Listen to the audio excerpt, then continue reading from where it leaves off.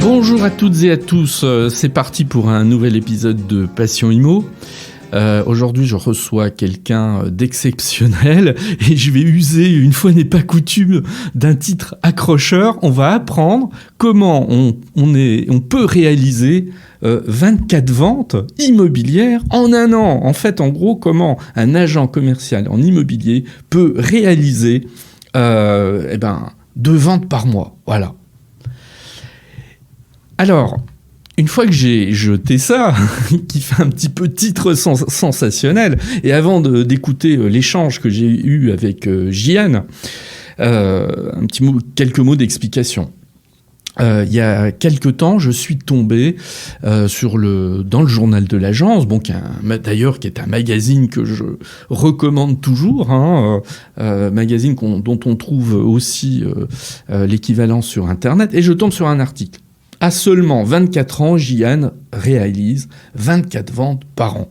Bon, alors là, moi, je tombe à la renverse quand je lis ça, parce que c'est vrai que je connais suffisamment d'agences immobilières, d'agents commerciaux, de négociateurs, qui, même si on s'est retrouvé l'année dernière dans un record en 2021 de ventes immobilières, tout le monde ne réalise pas 24 ventes par an. Donc, il y a a priori là quelque chose d'assez exceptionnel. Je me méfie toujours de ce type d'article, je vais être extrêmement honnête. Voilà, je m'en méfie toujours. Ça fait un peu voici le truc, voilà, à peu près exceptionnel. Bon. Et donc je me dis, mais qui est et puis je vois la photo sur le magazine, Jian a l'air toute jeune, etc. Mais quel est ce phénomène qui est capable de réaliser autant de ventes? Ou est-ce qu'on n'est pas en train de nous vendre du rêve? Voilà, est-ce qu'il n'y a pas derrière une réalité qui est un petit peu moins sensationnelle que l'article veut bien le montrer? Alors, je suis un peu étonné, mais curieux, très curieux. Et donc je me dis, il faut que j'ai un échange avec Jian. Voilà, ça peut évidemment faire l'objet d'un épisode qui pourrait intéresser pas mal de monde. Alors j'essaie de la trouver. Et déjà là, c'est pas si simple. Voilà, je me rends compte que c'est pas quelqu'un qui a priori s'affiche de manière ostentatoire sur les réseaux sociaux. Donc déjà, ça casse un peu l'image que je pouvais avoir, parce que c'est vrai, quand on lit ce type d'article, on se dit, on s'attend à quelqu'un d'un peu tonitruant, qui casse la baraque, etc., qui est présent partout, qui explique ce qu'il fait, etc. Non, pas du tout. Là, je me dis, tiens, c'est quelqu'un qui est discret, parce qu'il faut la trouver. Alors j'arrive quand même finalement à la trouver, mais non sans mal. Et puis je lui envoie un mail, voilà, en lui disant, voilà, je souhaiterais rentrer en contact avec elle pour l'interviewer. On s'appelle une première fois pour prendre contact, et là, je suis étonné. Je suis étonné parce qu'en fait, c'est absolument pas l'image. On discute à peu près, voilà, une demi-heure et tout, et je me dis, mais l'article me donnait l'impression, moi je m'attendais à me retrouver face à une sorte de rouleau compresseur commercial, de quelqu'un absolument tonitruant, sûr de lui et tout. Pas trop, voilà, je suis face à quelqu'un de normal déjà, voilà, je tiens à le préciser. Je suis face à quelqu'un de normal, on discute de manière extrêmement sympathique, etc., voilà, et je me dis, en plus, voilà, quelqu'un de humble. Parce que c'est vrai qu'au cours de cette petite discussion qu'on a pu avoir, Jian, c'est une personnalité toute simple, honnête, voilà, transparente, qui visiblement a aucune difficulté à expliquer certaines choses qui dans son parcours sont pas allées nécessairement comme elle le souhaitait. Bon, moi j'aime bien, voilà, les gens qui sont honnêtes, qui disent les choses telles qu'elles sont. Et là, ça m'intéresse doublement. Alors, cette interview va être extrêmement intéressante parce que vous allez vous rendre compte qu'effectivement, Jeanne, elle a réalisé autant de ventes, et elle va nous expliquer pourquoi. Voilà, elle va nous expliquer pourquoi, comment elle a fait, voilà. Et là, ça va intéresser tout le monde. Et je vais employer un mot à son propos. C'est un mot que je déteste un peu en plus, et je vous explique très très rapidement pourquoi. C'est le mot inspirant. Inspirant. On le met un peu à toutes les sauces maintenant. Telle personne est inspirante, tel texte est inspirant, telle conférence est inspirante. Bon, on le met tellement à toutes les sauces qu'il ne veut plus rien dire. J'aime pas trop l'employer. Mais alors là, je vais l'employer exceptionnellement. Oui, JN est une personne inspirante. Et j'invite en fait tout agent immobilier, tout négociateur, tout agent commercial à l'écouter. Alors, elle n'a pas de grand secret. Hein, elle ne va pas nous révéler des trucs absolument extraordinaires, des techniques. Mais si quand même, il y a quelque chose qu'elle a, que peut-être tout le monde n'a pas, et elle va nous dire pourquoi, et elle va nous dire comment elle réalise ses ventes. Alors, je ne vais pas le dévoiler, il faut l'écouter. Voilà, progressivement, on va comprendre sa personnalité, sa manière de faire, sa manière de se comporter sur le terrain, avec les clients, pour rentrer du mandat et puis aussi pour être dans ce contact et cette confiance avec les acquéreurs. On va comprendre tout ça au fil de cette interview. Alors, je ne vais pas prendre plus de temps, je vais vous laisser l'écouter. Et nous allons comprendre comment Jeanne, qui travaille sur Bandol, dans le sud de la France, s'y prend pour, comme le disait l'article, réaliser 24 ventes par an.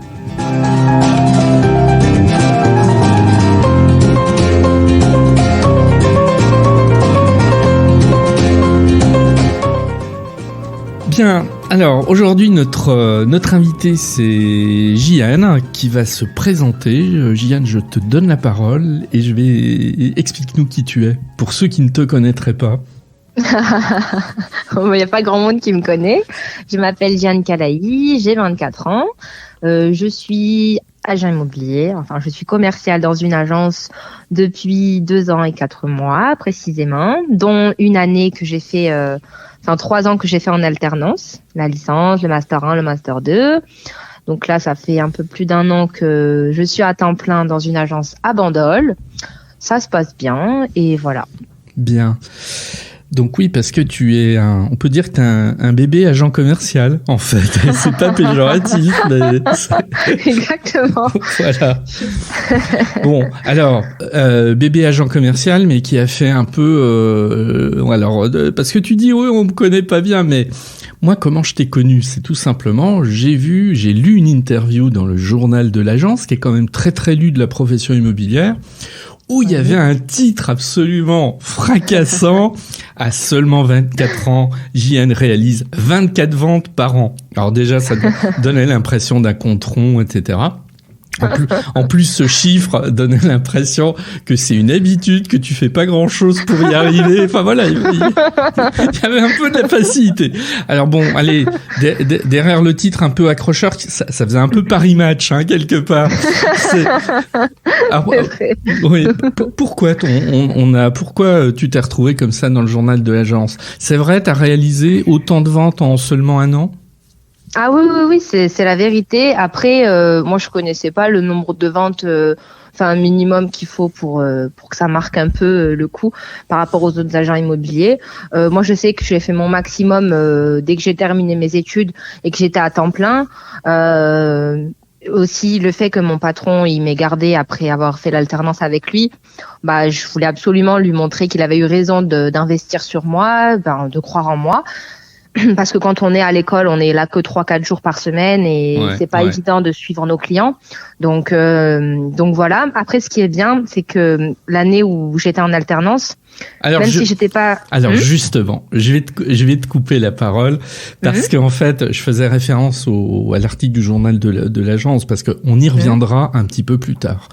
Parce que avant de comprendre comment t'as pu réaliser autant de ventes sur une année, même si on en a déjà discuté ensemble. Bon, moi, je m'attache pas nécessairement à ce type de titre très accrocheur, etc. Même si c'est bien et félicitations. On va aller un peu plus dans le fond des choses. Donc, effectivement, tu as 24 ans. Tout démarre sur de l'alternance. Hein. J'ai cru comprendre que tu avais fait un BTS profession immobilière. Mais pas en alternance. Pas en alternance. Alors déjà, tout simplement, ce qui m'intéresse, c'est pourquoi et à quel âge tu es allé sur ce BTS profession immobilière?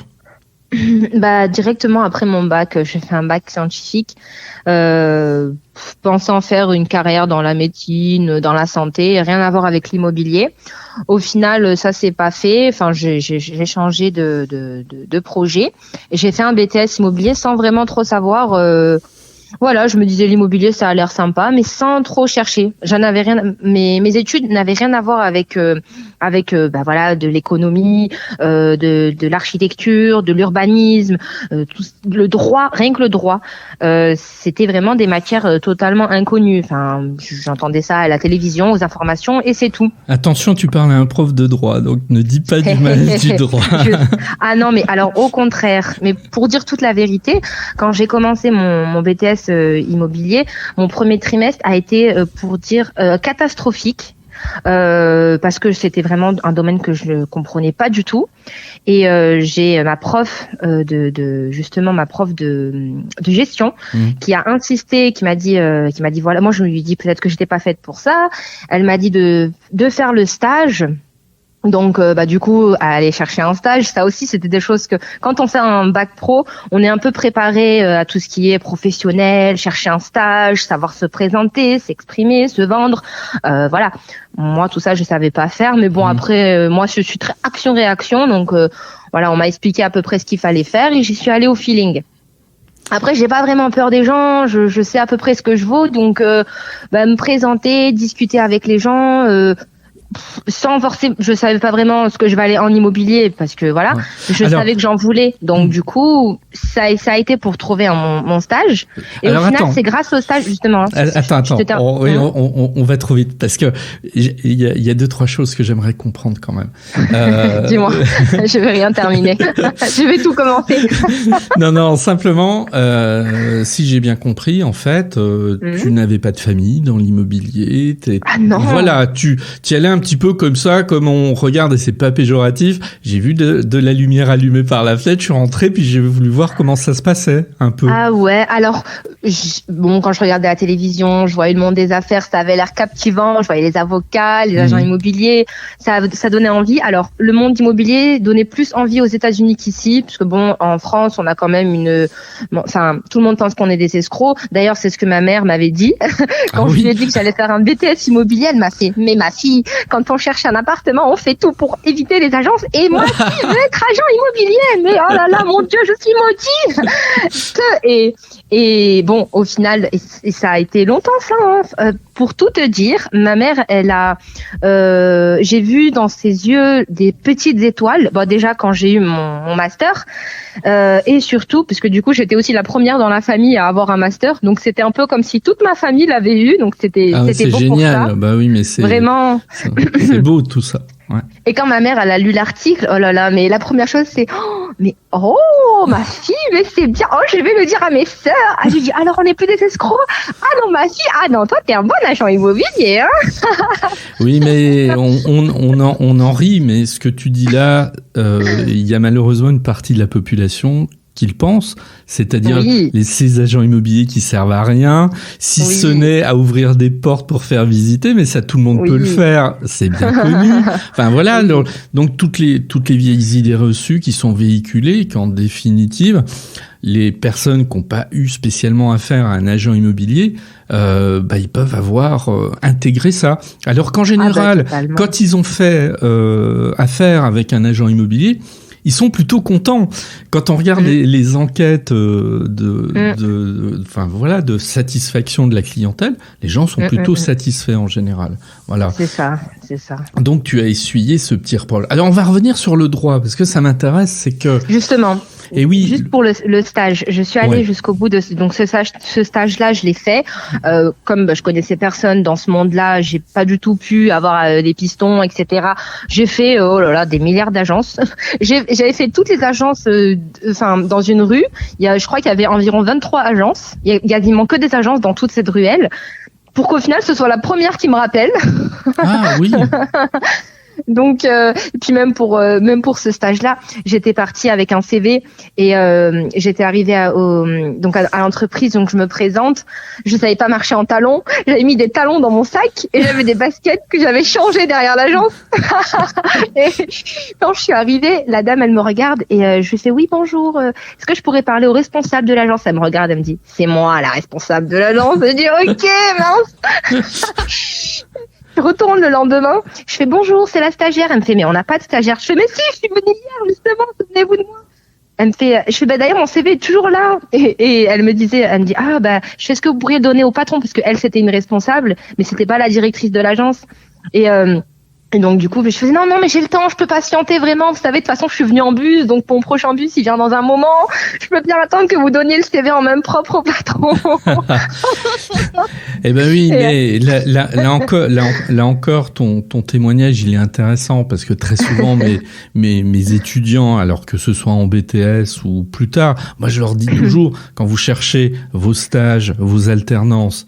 Allez-y, déplacez-vous avec vos CV, mais n'envoyez rien par mail, par courrier, ça sert à pas grand-chose, faut rencontrer les gens, clair. Et je pense que tu me confirmeras ça aussi, hein, si tu devais donner un conseil pour trouver un stage ou un stage ou une alternance, il faut y aller, il faut faire les agences.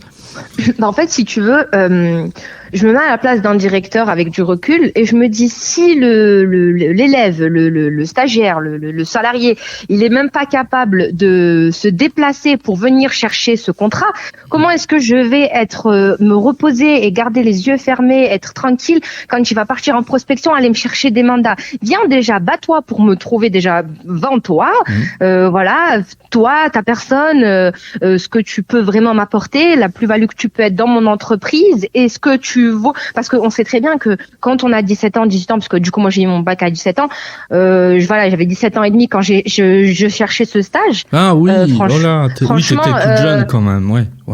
J'étais toute jeune, je savais pas exactement ce qu'il fallait dire en premier, après, je connaissais pas les besoins d'une agence immobilière, je savais juste que dans tous les cas je voulais réussir, donc si je passe pas par la porte, je passerai par la fenêtre.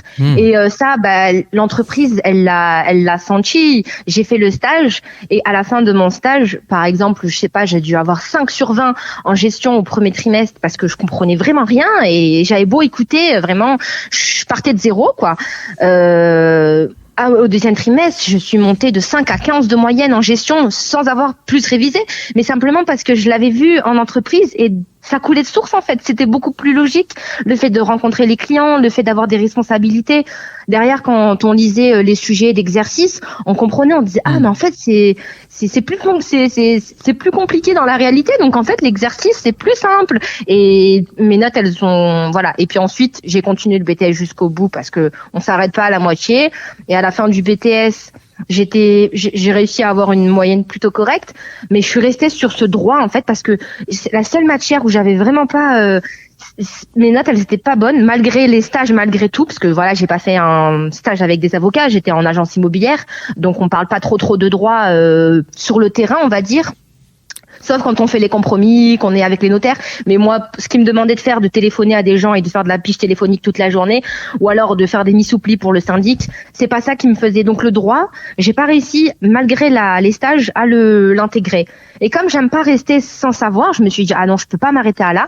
Donc je vais faire une licence en droit. Vu que j'ai pas une bonne moyenne en droit, je vais faire une licence de droit pour améliorer ce point-là. Donc, mais par contre, en alternance. Ah, d'accord.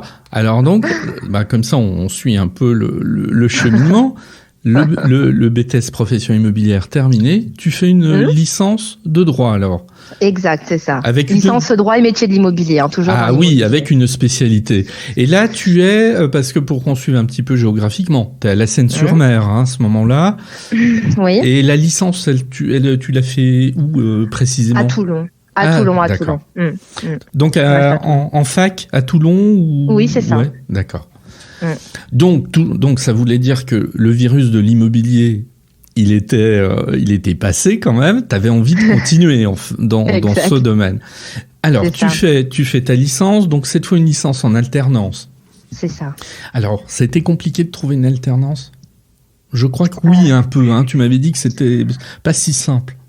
Non, c'était pas très facile. Pareil, je refais la même chose. Tout mon été en fait. Sauf que je savais que mon handicap, c'était que j'avais pas le permis et un agent immobilier sans voiture, compliqué. Il sert à rien. Ouais. Et puis il se passe un truc, c'est que peut-être 2 ans après, tu savais marcher en talons cette fois. Alors, pour apprendre à marcher en talons, pour les gens qui vont écouter cet enregistrement, je m'entraînais dans la cuisine pendant que je faisais la vaisselle. Sans motivation. mais bon, de toute façon, les talons, c'est bien beau pour les signatures d'actes authentiques, mais il faut une bonne paire de baskets parce qu'il faut prospecter pour trouver des affaires. Oui, de toute façon. Justement, la prospection, on va y revenir après. Alors, en quoi ça a été difficile de trouver cette alternance ? Parce que ça, ce type de témoignage, ça intéressera toujours des étudiants qui nous écoutent et qui veulent chercher une alternance. Alors, en quoi ça a été compliqué ? Le fait de pas avoir le permis, déjà, c'était un premier blocage parce que il y a beaucoup d'entreprises qui n'ont pas voulu pour ça. C'est clair. Je devais réussir à me vendre suffisamment pour entre guillemets, il fallait que quelqu'un paye pour moi, alors que je ne pouvais pas lui expliquer combien d'affaires je pouvais lui apporter. J'avais pas de statistiques. Je partais d'un bac scientifique, donc il disait mais rien à voir avec un BTS immobilier où désolé, mais on a que 3 petits stages. C'est pas dans nos 3 petits stages qu'on va apprendre à être des agents immobiliers. On a la carte pro, on a les connaissances, mais franchement, ça nous prépare pas vraiment à être un vrai patron. C'est pour ça que c'est bien de faire l'alternance. Mais c'est sûr que la première entreprise, c'est la plus difficile, on va dire, à trouver. Parce qu'on ne sait pas sur quoi se baser pour se vendre, mais il faut essayer de se vendre quand même. En fait, il faut faire sur les nombres. Et il faut aussi poser des questions. Quand on se prend beaucoup de refus, il faut aussi demander pourquoi. Même si c'est fini, il faut quand même dire pourquoi. Et puis ça nous aide pour les entretiens suivants. Je sais que il m'est arrivé de dire à des directeurs, des patrons, même des commerciaux, ok, vous voulez pas me recruter, mais pour quelle raison? Qu'est-ce que je peux changer chez moi qui vous aurait poussé à me prendre en fait? Et là tout le temps on me disait c'est l'expérience, vous avez pas d'expérience. Après je dis c'est comme tout le monde dit, tous les gens qui cherchent des stages, il faut me laisser la chance, etc. Voilà. Après j'ai réussi à trouver, mais franchement il n'y a pas vraiment de recette miracle, si ce n'est qu'il faut vraiment se donner à fond et faire le maximum d'entreprises. Il faut se déplacer. Je sais qu'on est dans un monde où aujourd'hui le internet, les candidatures spontanées, moi tout ça tous les entretiens virtuels, sauf quand c'est des entreprises qui sont très très loin, et ça je peux comprendre. C'est autre chose, oui. Ouais. Mais franchement, moi, alors me connaissant, même si l'entreprise elle était loin, même si j'ai pas beaucoup d'argent, je me déplace. Je prends un billet de train, je prends un hôtel sur place et la personne, j'essaie de la rencontrer en vrai. Je veux bien que le premier entretien, parce que c'est ce que beaucoup demandent maintenant, ça l'était moins quand je cherchais moi mes stages il y a 3-4 ans. Mais une première visio, ça se peut se comprendre, mais après voilà, moi je trouve ça montre la détermination. Et en fait il faut que la personne qui cherche son stage, elle se transforme en besoin. Il faut qu'elle soit d'une manière ou d'une autre le besoin de l'entreprise. Et c'est très facile de savoir ce que les agences ont besoin. En vrai, il faut se renseigner, il faut lire des articles, faut même poser des questions sans chercher de stage, poser des questions aux commerciaux, leur dire qu'est-ce qui fait, même à des particuliers. Moi, je me rappelle quand j'étais à la fac et je demandais à des gens de ma classe qui n'étaient pas agents immobiliers en alternance, je leur disais mais qu'est-ce qu'un bon agent immobilier pour vous? Et j'avais des gens qui me disaient pour moi c'est un agent immobilier qui rappelle les acheteurs 4 mois après, 5 mois après. Enfin c'est des petits détails comme ça, et ces petits éléments là je les utilisais pour les entretiens en fait. Derrière, quand je cherchais des autres entreprises, je leur disais allez de l'avant, relancer les clients, ne pas les oublier, appeler un vendeur même quand on n'a pas de visite, pour simplement le rassurer, lui dire qu'on est là et qu'on s'occupe de son bien et qu'on remonte en tête de liste et qu'on fait les publicités et que voilà, on refait les photos, qu'on travaille pour lui. Pour moi, quand les gens signent des mandats avec moi, je me considère, je leur dis que je suis un peu comme votre, entre guillemets, votre médecin généraliste de l'immobilier, en fait. Vous m'appelez quand vous avez besoin de conseils, que ce soit, vous pouvez donner mon numéro à vos enfants, vos petits-enfants, si, justement, ils ont des questions par rapport à l'immobilier, s'ils veulent acheter, ou simplement faire du locatif, et en fait, je donne. Et puis derrière, de toute façon, vous donnez sans forcément attendre, et puis à un moment donné, ça tombe et les gens, ils reviennent vers vous, et il n'y a pas ce côté escroc, commission, argent, alors que, non. on veut quand même y arriver. On sait très bien qu'on va pas se nourrir avec l'amour et l'eau fraîche, hein. On a besoin de gagner notre commission. Mais voilà, ça la justifie en fait. Derrière, quand le client il revient vers vous et il vous dit je veux bien traiter avec vous, quand vous leur dites voilà, mon barème c'est ça, il négocie pas trop, parce que derrière en fait il sait que en fait même si la commission elle peut paraître élevée, il va avoir un net vendeur qu'il n'aura pas avec quelqu'un d'autre, et il sait que la vente elle ira jusqu'au bout, puisque la personne qu'il a en face, il lui fait confiance. Et en fait, la confiance pour moi dans ce métier, c'est 99% du truc. Donc si je résume un peu, parce que je vais revenir quand même au point où tu étais dans ta recherche d'alternante. Ouais. C'est la personnalité, c'est les atouts qu'on pense déceler en toi quand on te recrute pour une alternance, puisqu'il n'y a pas l'expérience. C'est ça en fait. C'est tout ce qu'on a. C'est tout ce qu'on a. Au début, c'est tout ce qu'on a. Hein. Donc, on pose sur la table tout ce qu'on a, et puis voilà. Après, si ça plaît, ça plaît. Et puis si ça plaît pas, on va avoir un confrère. Et puis moi, je me rappelle que je cherchais mon stage, et quand les gens me disaient non, je faisais écoutez, je vous laisse quand même mon numéro.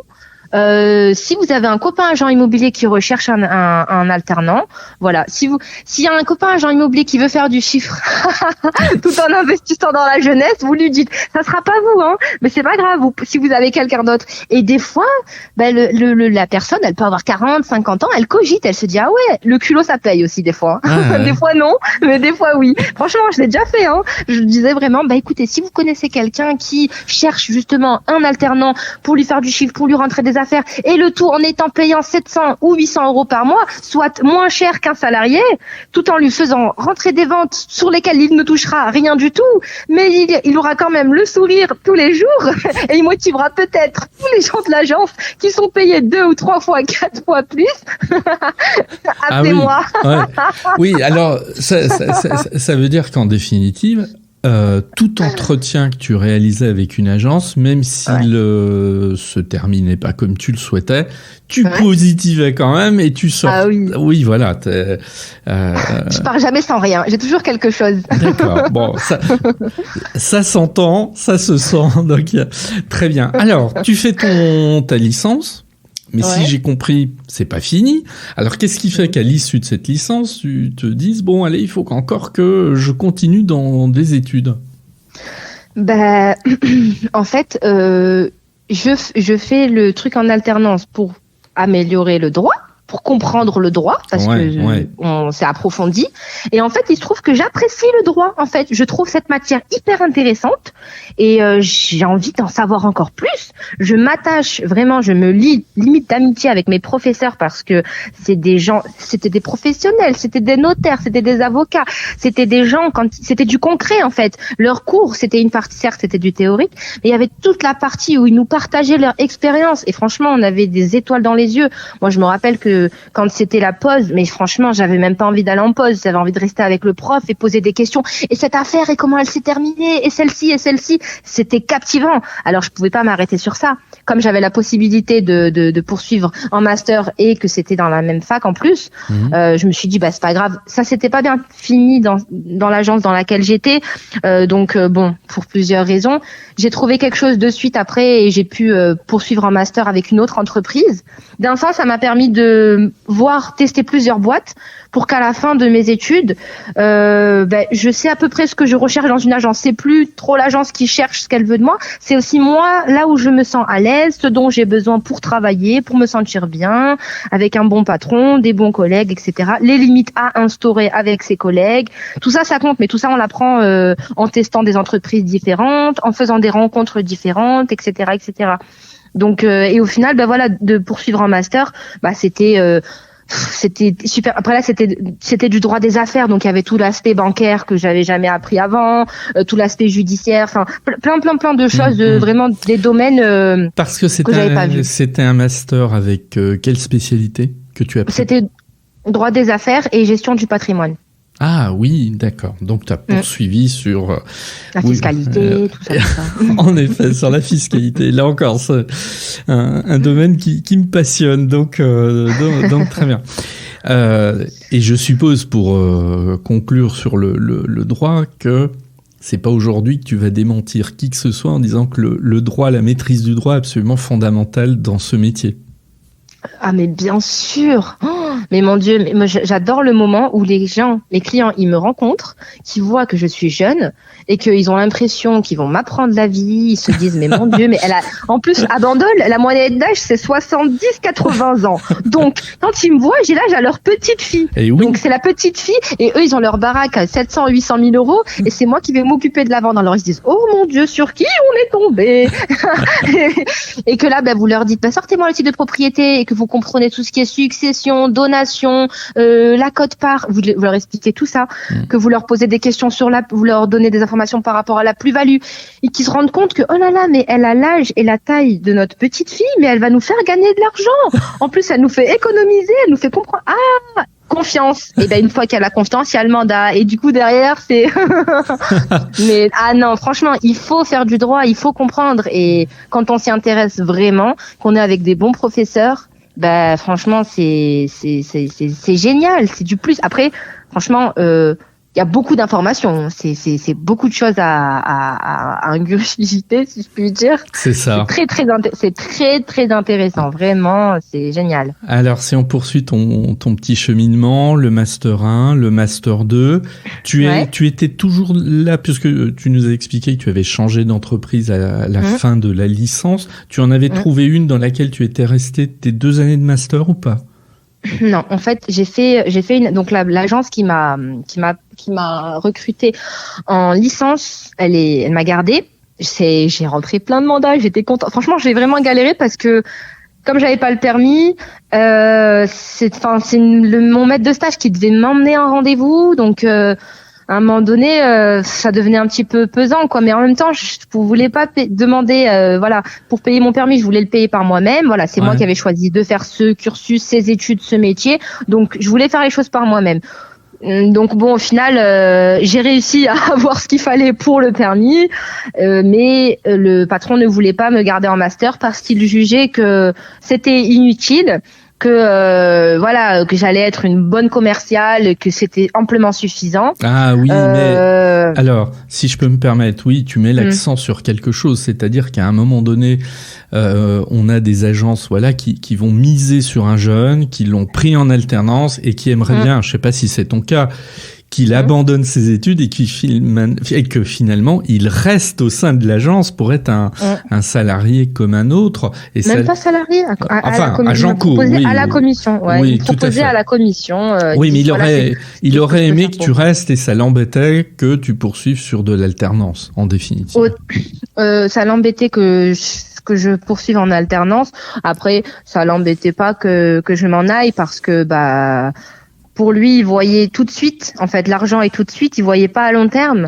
Et c'est dommage pour lui, mais après, c'est pas grave, la vie, elle continue. Moi, après, j'ai rebondi, l'avantage quand vous avez commencé à faire de l'alternance, et là, pour le coup, j'étais restée pendant 1 an, c'est que j'avais eu des contacts, donc j'avais vendu quelques appartements, pas énormément, mais j'avais rentré des affaires, donc, si vous rentrez beaucoup de mandats, ça veut dire que vous avez visité beaucoup d'appartements, donc ça veut dire que vous doublez, vous apprenez plus il y a de rendez-vous, plus vous téléphonez quand vous faites la fiche téléphonique, plus vous appelez, plus vous avez des gens qui vous disent non, plus vous avez de chances d'avoir des gens qui vous disent oui, parce que vous cherchez pareil, le mec il vous dit non, j'ai pas envie, il raccroche, mais pourquoi agence s'abstenir, vous savez pas lire et tout, et que vous lui dites mais moi je ne suis pas agence s'abstenir, moi je suis agence non, et vous dites le nom de votre agence, alors des fois ça passe, des fois ça passe pas.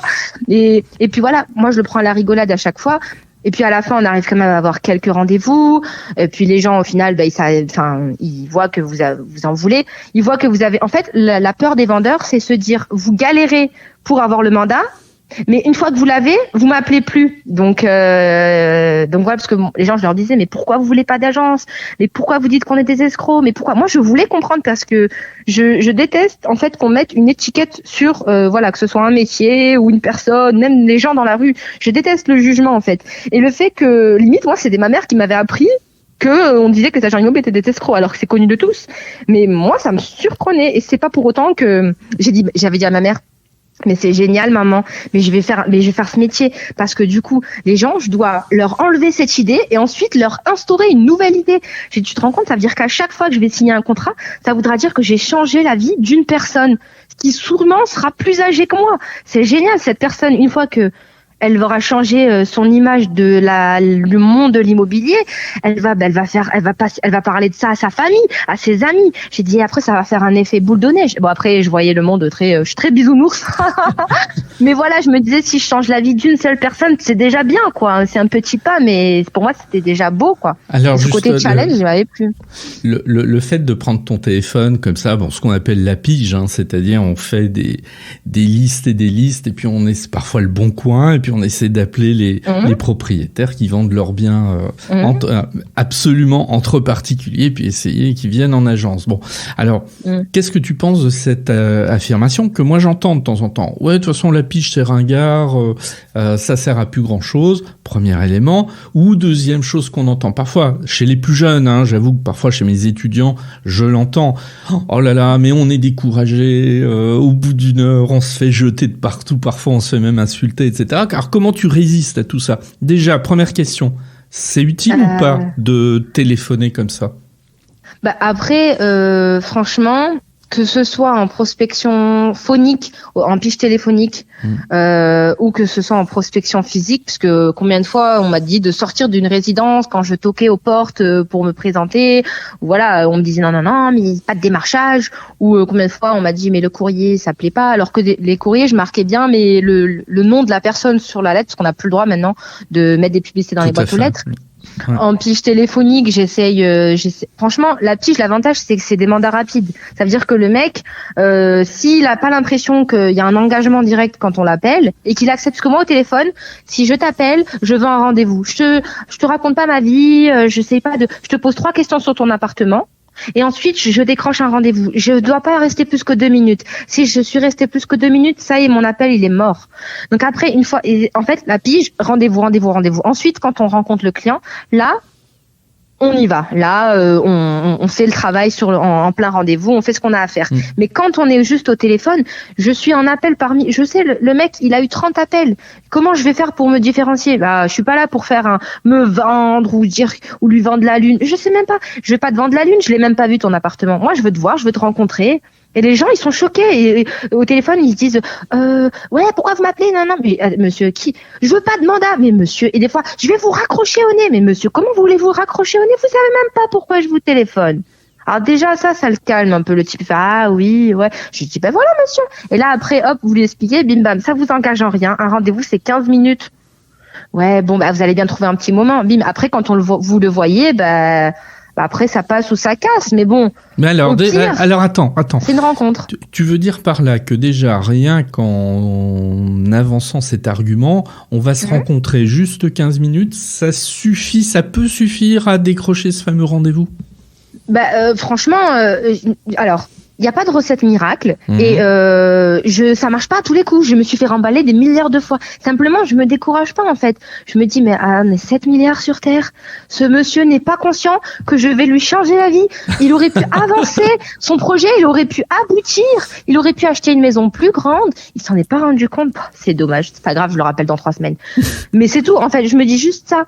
Mais par contre, faut être conscient parce que moi, je sais qu'à cause de cet article, il y a plein de gens qui croient que il y a plein de copains qui m'ont dit mais en fait je vais faire de l'immobilier parce qu'en fait ça a l'air trop facile. Attends, on va pas parler de l'article maintenant, on y reviendra. On va y revenir après justement. Parce que tu me poses des questions et je te donne des réponses, je te donne des petites astuces que j'ai pu trouver par moi-même parce que personne m'a appris à faire ça. C'est à force de te faire remballer. Donc en définitive, l'idée c'est de pas se décourager. Mais il faut pas. En fait, moi, je parle du principe, même en prospection. Je sais que parfois, je prospecte même avec une collègue qui a presque 50 ans.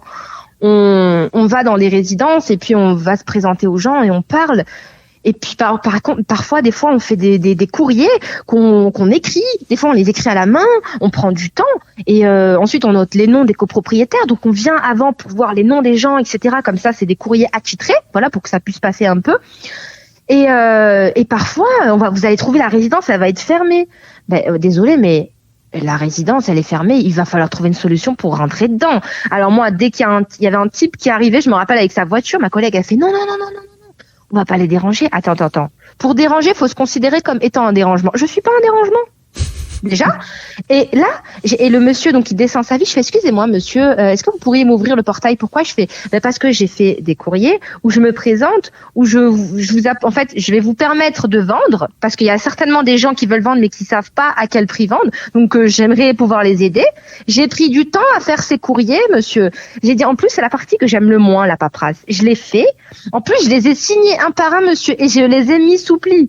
Ça m'a pris du temps. J'aurais pu faire autre chose pendant ce temps-là. Et là, je vois que le portail, il est fermé. Est-ce que vous auriez la gentillesse de me l'ouvrir, que je puisse les mettre dans vos boîtes aux lettres? Mais le mec, il peut pas vous dire non. Il est obligé de vous dire oui. Il voit. C'est du travail, en fait. On a pris du temps pour vous, personnellement. Il y a votre prénom sur le courrier, monsieur. Vous auriez aimé de faire la même chose que moi et de pas avoir la possibilité. En plus, c'est si près du but. J'ai dit le portail. En plus, vous allez rentrer. Je rentre en même temps que vous. Je me débrouillerai pour sortir. Mais alors, donc, dans ces cas-là, tu fais un courrier à la main au nom de la personne qui va le recevoir dans sa boîte aux lettres que tu signes personnellement. C'est ça. Oui, donc en fait, t'es pas là en train de te contenter d'imprimer des flyers par centaines d'exemplaires et à les balancer dans des boîtes aux lettres. Non. Non, c'est... Il y a tellement d'agences qui font ça qu'il faut qu'on essaie de se différencier au mieux. Après, je veux pas être méchant, toutes quasiment, elles font ça. Ah je sais, mais après, c'est pas parce que faut bien retenir, hein, c'est pas parce que le courrier, vous allez l'écrire, que vous allez le signer, que vous allez le mettre sous pli, que le mec, il va vous appeler pour vous dire qu'il va vendre avec vous, hein. Mais on est obligé de tenter plusieurs choses différentes. Un peu de prospection téléphonique, un peu de démarchage où on essaie de parler aux gens dans la rue, on va dans les résidences, on se présente, on distribue des cartes. Voilà, après un peu le farming, quand vous êtes en train de manger au restaurant, vous entendez quelqu'un, tout le monde parle d'immobilier. Enfin, c'est un métier, un thème qui intéresse tout le monde. Tout le monde veut acheter, vendre, faire des bonnes affaires, voilà, savoir ce que vaut sa maison. Donc des fois, il y a quelqu'un qui va parler d'immobilier. Je fais, excusez-moi monsieur, c'est pas mon habitude d'écouter les gens, mais là je vous ai entendu parler d'immobilier. J'ai dit c'est ce que je fais dans la vie. Permettez-moi de vous laisser une carte. On sait jamais. Il y a pas d'hasard dans la vie. Moi je suis là, je suis agent immobilier. Vous êtes à côté, vous parlez de ça. Un jour vous aurez besoin de moi et je serai là. Donc en fait, à chaque fois, t'es à fond et tu es constamment en éveil pour proposer tes services en fait. Tout le temps. Ça. Ah oui. Ouais, j'essaye. Oui. En fait, si j'essaie de comprendre tout ce que tu es en train de nous expliquer, t'as pas de grand secret en fin de compte, sauf celui de la persévérance, peut-être. C'est exactement ça. C'est ça. Franchement, c'est ça. Ouais, vraiment. Faut rien lâcher et faut y aller. En fait, à chaque fois, faut se dire vraiment, je dérange pas. Je suis pas en train de déranger en fait. Moi franchement, les gens qui appellent, excusez-moi, je suis vraiment désolée de vous déranger. Mais non. Moi, ma collègue, des fois, elle a le double de mon âge. Elle dit ça au téléphone aux gens. Et elle dit, je suis vraiment désolée, je vous retéléphone plus tard. Bon, je vous rappelle dans 2 mois. Mais ça va pas ou quoi? Dans 2 mois, il aura vendu 6 fois. Mais non. non mais sérieux. Franchement, et j'insiste sur ce fait-là de relancer. Bon, faut pas non plus les saouler, mais au moins toutes les 2 semaines, parce que combien de fois je me disais bon, peut-être je vais pas les appeler tout de suite, je vais attendre des fois vous loupez, vous les appelez pas une semaine, et ben le type, c'est cette semaine-là qu'il a donné à l'agence confrère parce qu'il a perdu votre numéro. Mais si vous l'aviez appelé, vous auriez fait affaire avec. Et franchement, quand ça fait 1 an, parce que des fois il y a des contacts, je les relance tous les mois. Donc tous les mois, tous les 3 semaines, Je les relance. Non, pas encore. Parce que chaque estimation, faut les relancer, hein. C'est simple. Chaque estimation, même quand c'est pour des successions, où les gens, ils disent, c'est pour le notaire, on relance.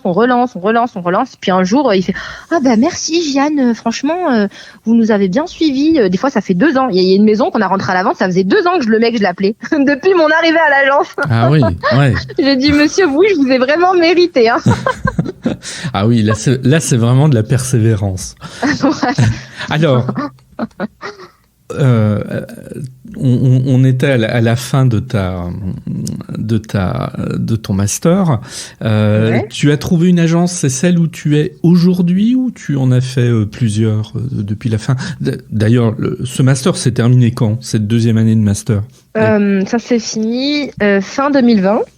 Et du coup, 2021, c'était ma première année, en fait. C'est pour ça, hein, le 24 ans, 24-20, nanana, c'est une phrase que ma prof, elle a choisi pour que ça marque un peu le truc, mais c'était juste parce que c'était la première année, en fait. Donc certes, moi, je sais qu'il y a plein de gens qui ont dit ça va, 24 ans, 24-20, c'est rien. Donc pour moi, c'était pas du tout pour me la péter ou quoi, je m'en fiche. Moi, j'ai rien à prouver aux gens, j'ai tout à prouver à moi-même. Oui, bah surtout, d'autant plus que le titre ne vient pas de toi. Donc, je veux dire, non, absolument, voilà, vraiment pas. très clairement. Alors, moi, il y a un truc qui m'intéresse parce que tu en as parlé un tout petit peu, puis on en avait déjà discuté une fois, c'est que cet article n'a pas toujours été super bien accueilli, en fait. Hein. Alors, raconte-nous un peu ça, parce que je trouve ça intéressant quand même. Hein. Les réactions suite à cet article. Il y a eu des jalousies? Bah, c'est possible, mais après, comme dans tout. De toute façon, dans la vie, plus on essaye d'aller de l'avant, on essaye d'aller toujours plus haut, on aura toujours des gens qui ne vont jamais se donner les moyens d'y arriver pour essayer de vous freiner. Comme eux, ils veulent pas y aller, bah, ils vous freinent. Alors, du coup, ils essayent de vous dire des petites pensées négatives, mais franchement, ça me passe au-dessus. Ah oui. L'histoire de l'article, c'est tout marrant. C'est l'année dernière, donc en septembre, j'avais rentré quelques affaires intéressantes à l'agence et du coup mes collègues, elles n'avaient pas rentré trop d'affaires et je trouvais que c'était un peu injuste parce que au final on se partage toujours tout, mais si moi je rentre des affaires et que tout le monde partage avec moi mais que moi je peux pas manger sur leurs biens parce qu'ils s'en rentrent pas, je trouvais que c'était un peu injuste. Donc j'ai essayé de récupérer ailleurs et j'avais négocié avec mon patron, j'avais dit bah je mérite un petit cadeau. Et il m'avait dit qu'est-ce que vous voulez comme cadeau? J'ai dit bah écoutez, il y a un salon de l'immobilier, donc le salon Rent à Paris. J'ai dit bah j'ai toujours voulu y aller, il se trouve que c'est dans 2 semaines, quelque chose comme ça. J'ai dit bah non mais attends, alors excuse-moi, je t'arrête quand même parce que d'autres auraient demandé, je sais pas moi, un cadeau qui aurait été un cadeau lié à des loisirs, etc. Moi, ton cadeau, c'est d'aller au salon de l'immobilier à Paris quand même. Bah, franchement, il fallait que ce soit quelque chose qui me fasse vraiment plaisir. Et là, tout de suite, je savais que d'aller à ce salon, de rencontrer bah, des directeurs d'agences, de différentes agences, d'avoir des retours, savoir comment ça se passe chez les autres, qu'est-ce qui fait qu'ils réussissent. Puis, enfin, il y avait plein de choses. Il y avait la ministre du logement. Enfin, c'était super intéressant. C'était des rencontres, du relationnel. Et franchement, quand on est jeune, bah, c'est de ce dont on a besoin. Parce que quand le réseau, vous l'avez pas de vos parents ou de vos amis, il faut vous le créer vous-même. Donc pour moi, ça c'était un beau cadeau, quoi. Bon, surtout, il a accepté. Donc j'ai atterri là-bas. Et quand je suis allée là-bas, j'ai croisé mes profs que j'avais à l'époque du BTS. Donc elle était avec sa classe, etc.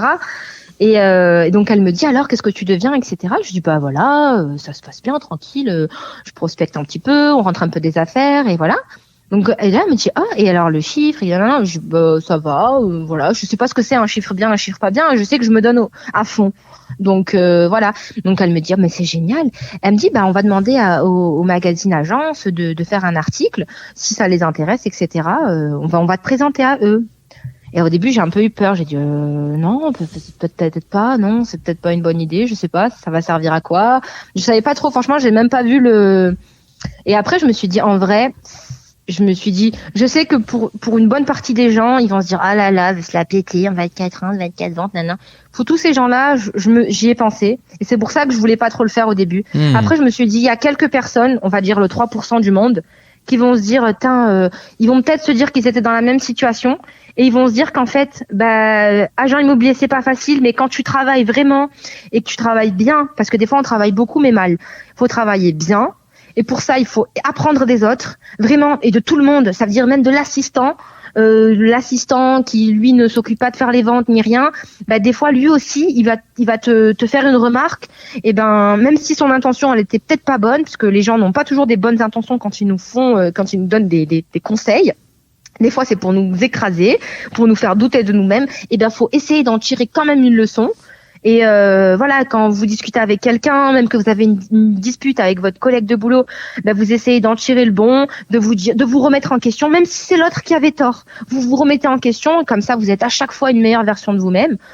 Je me suis dit, les gens ils vont se dire bon voilà, si tu travailles tout le temps sur toi-même, que t'essayes malgré tout d'aller de l'avant, que t'as pas peur des clients, que tu te considères comme étant voilà le besoin et pas la charge en plus, parce qu'on n'est pas une charge en plus, et c'est pour cette raison-là que j'ai rappelé ma prof, dans la journée, en fin de journée, je rappelle ma prof, donc je la retrouve et je lui dis pourquoi pas, on peut discuter avec la journaliste et puis voilà, on va voir. Donc on est parti voir la journaliste et elle me pose des questions, elle me dit oui, votre parcours et puis vous voulez faire quoi dans la vie, etc., etc.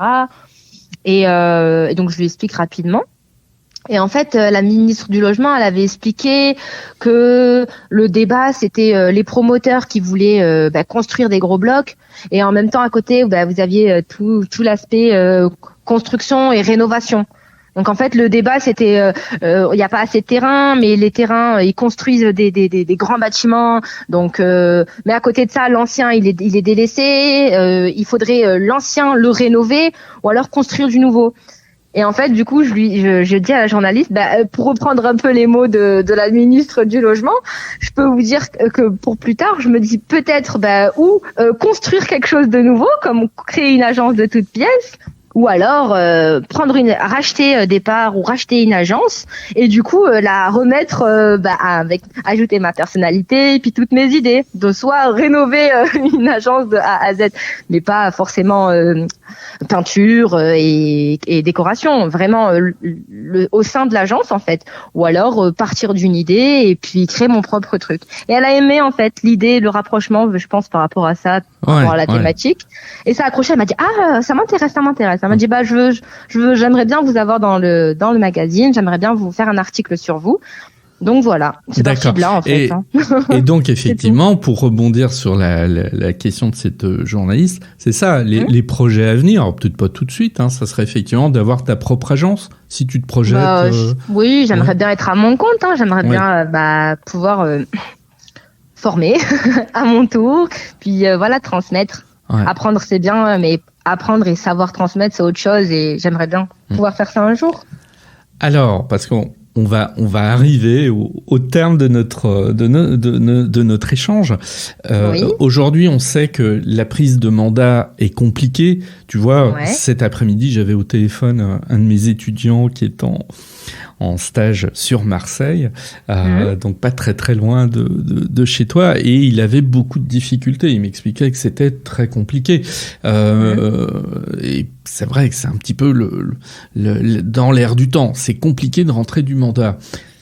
Qu'est-ce que tu as à dire à ceux qui, en ce moment, trouvent que c'est compliqué de rentrer du mandat? T'as des conseils, même si t'en as donné plein, très honnêtement, à travers notre discussion. La période, effectivement, elle est compliquée. Il faut encore plus donner.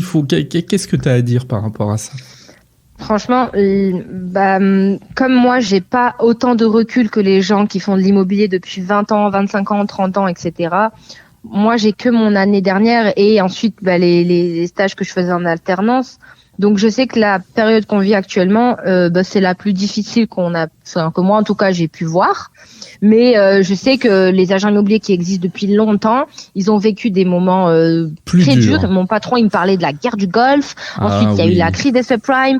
Donc et malgré tout, ils se sont accrochés. Voilà, c'est pas été évident. C'est sûr que là, on est dans une sortie de Covid. Il y en a beaucoup qui ont emprunté les 25% de leur chiffre d'affaires pour pouvoir garder leurs entreprises. Il y en a beaucoup qui ont mis la clé sous la porte. On vit quand même dans un mode assez compliqué. Donc Moi aussi, c'est pour ça que j'ai fini par accepter cet article aussi, parce que je me suis dit, c'est vrai que moi, ma première année, ça reste une année en plein Covid, et donc je me dis qu'au final, même en plein Covid, même après, parce que voilà, l'année dernière, plein de gens aussi disaient, on n'arrive pas à avoir des mandats, et il y a rien à vendre, et ci et ça. Donc on se dit, si en plein année Covid, en première année, sachant que moi, Bandol, j'y vis pas. Je connais pas, j'ai pas d'amis ici. Moi, mes seules connaissances, c'est les clients que je me suis fait toute seule pendant les 2 années dans lesquelles j'ai travaillé ici. Je suis sur Toulon à la base, je suis sur Hyères, je suis pas du tout ici. Oui, mais tu cherches un appartement sur Bandol quand même. Hein, ouais. Oui, maintenant oui, du coup maintenant que je suis un petit peu installée, que ça tourne bien, oui, maintenant je cherche à me loger ici. Mais sinon voilà, j'ai personne. Enfin, maintenant je commence à avoir des retombées. Parce que c'est un marché particulier et que si les gens ils achètent et ils revendent. Mais sinon, moi j'ai pas les gens de mon âge, ils ont pas eu le temps, enfin à 24 ans, vous avez pas le temps d'acheter, de revendre. Vous avez acheté votre premier appartement, c'est déjà bien. Certain. Donc, j'ai pas le relationnel qui me dit "Oh tiens, j'ai telle maison." Non, c'est que mes clients. Et comme pour moi, nos clients sont nos premiers ambassadeurs. Ça veut dire que là, je sais, c'est tellement dur de rentrer des affaires que je sais que par exemple là pendant cette semaine-là, à côté du fait qu'on fasse on prépare des mailings, on essaye d'innover, de mettre des phrases d'accroche pour un peu attirer l'attention. Je sais que je rappelle les gens à qui j'ai vendu l'année dernière pour leur demander simplement comment ils vont. Et le mois prochain, je vais les rappeler pour leur dire est-ce que vous... Et en fait, rien que de prendre de leurs nouvelles, ils vous gardent en tête. Et pour moi, c'est mes premiers ambassadeurs, mais c'est surtout mes seuls ambassadeurs. Parce que moi, j'ai qu'eux, en fait. Donc, du coup, je me dis, c'est déjà bien parce qu'il y en a qui les ont même pas. Donc, du coup, je les rappelle, je les relance. Et au final, vous avez le client qui vous dit tiens, ça tombe bien que vous m'appeliez. J'ai vu une maison à la vente dans telle rue. Ah, c'est vrai. Ah oui. Écoutez, si vous passez devant, vous pouvez leur laisser une carte. Mais bien sûr. Mais je vous donnerai le numéro. J'essaye. Tac tac. Bon, après vous leur dites que vous les commissionnez. Mais honnêtement, j'ai même pas besoin de leur dire que je vais les commissionner. En fait, j'ai tellement été authentique avec eux pendant leur vente. Ils se sentent redevables et pourtant ils ont payé la commission et ils ont payé toute la commission entière mais pourtant ils s'en fichent, elle est justifiée par votre professionnalisme. Moi j'en ai marre des gens, en fait nos concurrents c'est les agences qui prennent 1 ou 2%, après c'est leur politique mais le problème c'est que pour moi que vous preniez 4%, 5% ou que vous preniez un demi%, dans tous les cas la vente elle va se faire, dans tous les cas le type il va s'endetter sur 20 ans. Donc en fait la transac elle va être faite. Donc tant qu'à faire, soit payé correctement. Enfin, je veux dire, je vois pas pourquoi je prendrais moins alors que la vente elle va aller jusqu'au bout et que le travail je vais le faire complètement. C'est pas parce que je vais prendre 1% que je vais le laisser tomber au moment du compromis. Non, je prends 5%.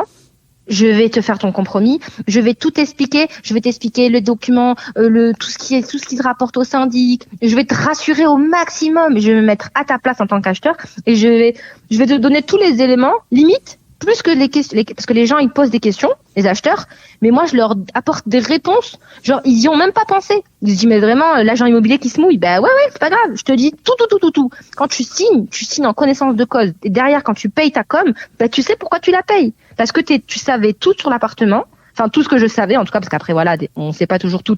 Des fois les vendeurs ils nous cachent quelques informations, mais tout ce qu'on peut voir, tout ce qui peut être prouvé avec les documents de tout ce qui se rapporte à la loi Allure et tout. On essaye de leur apporter un maximum d'informations. Et quand ils sont chez eux, ils sont sereins parce que ils sont peut-être dans le meilleur appartement du monde, mais ils sont dans l'appartement qu'on a essayé de leur vendre. Et ça, au final, quand vous les rappelez 3 mois, 4 mois après, alors comment ça va? Alors les travaux? Ils vous appellent, ils vous disent venez à la maison prendre l'apéro et ci et ça. Et au final, vous y allez. Et puis, ils sont des fois avec des amis. Vous discutez. Et les amis, ils vous voient. Et du coup, ils disent, mais c'est génial.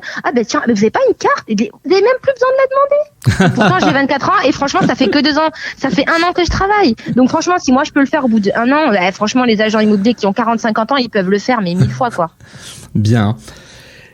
Eh bien, écoute, Jiane, on va conclure donc cet entretien. Et moi, je tiens à te remercier pas que pour une chose. Moi, je tiens à te remercier pour cette énergie absolument incroyable que tu dégages et qu'à mon avis, ceux qui nous ont écoutés vont percevoir. Voilà, cette énergie, cette persévérance, cette bonne humeur, etc. Et en fait, au départ, quand je t'ai contacté, je me demandais, mais comment cette fille si jeune réussit-elle, etc. Bah, j'ai compris maintenant. Voilà, j'ai compris pourquoi effectivement tu as fait ton entrée dans le domaine de l'immobilier. Alors non pas ultra facilement, parce que ça n'existe pas. Il y a que le travail, et on a bien senti qu'il y avait énormément de travail derrière cette apparence, effectivement. Enfin, c'est pas qu'une apparence, hein, derrière cette bonne humeur, etc. Il y a beaucoup de travail, on l'a bien senti. Donc, merci pour tous ces conseils que tu as pu donner. Donc, Giane, je te dis à très très bientôt. Bah oui, à bientôt et bon courage à tous tes élèves. Merci, au revoir. Allez, bye bye.